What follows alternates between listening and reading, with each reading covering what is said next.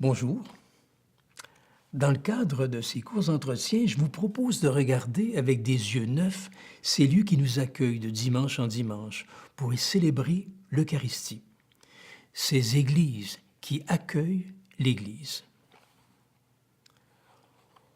On connaît tous le petit problème de vocabulaire qui existe entre Église avec un grand E et Église avec un petit E. À ce sujet, voici ce qu'on peut lire dans le rituel de la dédicace d'une église. Ce recueil de prières qu'un évêque utilise lorsqu'il vient bénir et consacrer solennellement un bâtiment qui sera exclusivement à l'usage du culte. Voici ce qu'on peut y lire. Par sa mort et sa résurrection, le Christ est devenu le temple véritable et parfait de la nouvelle alliance et a rassemblé le peuple qu'il s'est acquis. Ce peuple saint, rassemblé dans l'unité du Père, du Fils et du Saint-Esprit, c'est l'Église, c'est-à-dire le temple de Dieu bâti de pierres vivantes, où le Père est adoré en esprit et en vérité. C'est donc à juste titre que depuis l'Antiquité, on appelle Église l'édifice dans lequel la communauté chrétienne se rassemble pour entendre la parole de Dieu, prier en commun, accomplir les sacrements, célébrer l'Eucharistie. La réalité qui est ici première est bien l'Église avec un grand E. Et cette Église, c'est le peuple que le Christ s'est acquis, un peuple appelé à former une assemblée organique quand il se retrouve pour la prière et particulièrement pour l'Eucharistie. Cette Église est une assemblée où évidemment certains ont des fonctions propres. Mais c'est d'abord et avant tout une assemblée appelée à témoigner d'une unité profonde. D'ailleurs, la présentation générale du missel romain insiste sur ce point. Mais il n'en fut pas toujours ainsi. L'Église ne s'est pas faite en un jour. Son histoire est vieille de 20 siècles. Son survol est plein de surprises.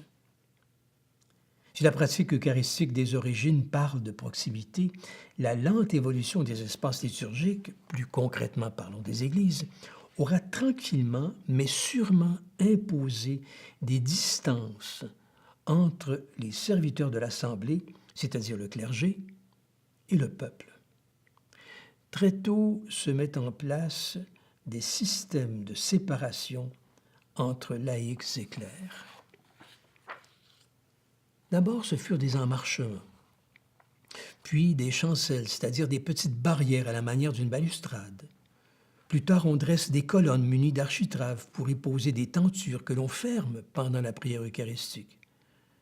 Chez les orientaux, ce dispositif se transformera assez rapidement en un mur couvert d'icônes qu'on appelle l'iconostase. Chez les occidentaux, de hauts murs sculptés isoleront le sanctuaire de la nef.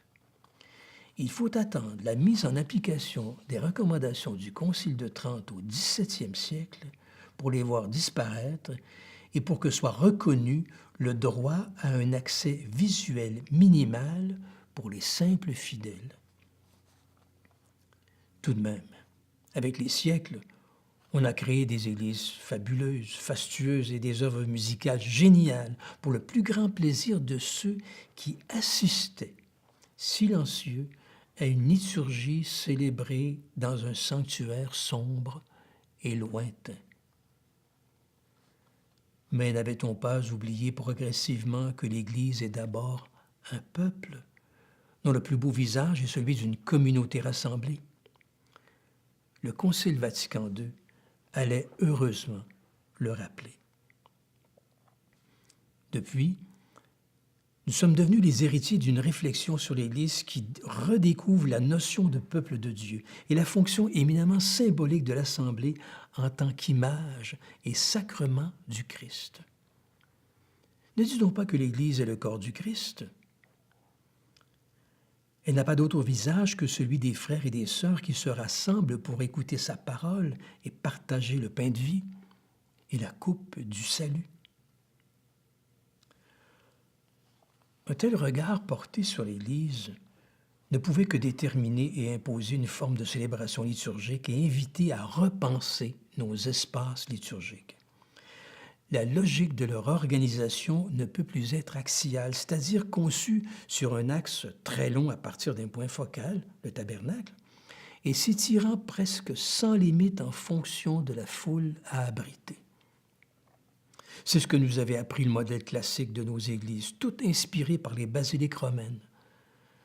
Techniquement, elles sont faites pour assister à la messe. Or, les enjeux sont autres. L'Assemblée est première, sa participation est première. C'est elle qui donne sens. L'organisation spatiale ne peut être qu'enveloppante car elle se met au service de l'Assemblée, dont on a redécouvert le primat. Une telle prise de conscience n'est pas sans conséquence. Si les lieux sont appelés à se transformer, déjà on a pu observer que le mobilier liturgique lui-même n'est plus le même précisément à cause de ce rapport nouveau à l'Assemblée. C'est le sujet d'une capsule qui ayant pour titre « Histoire de meubles ».